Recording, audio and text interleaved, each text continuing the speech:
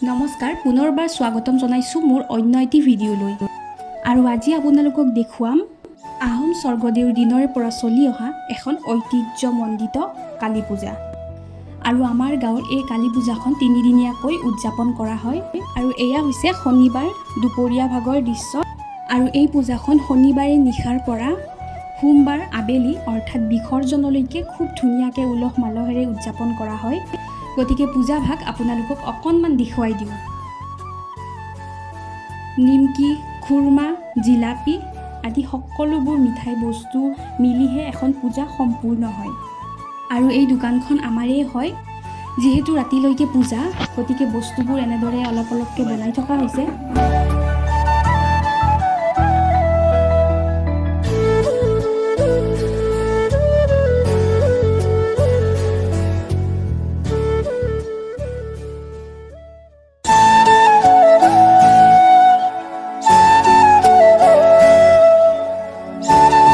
এতিয়া যাওঁ বোলে সন্ধিয়াৰ সময়খিনিলৈ।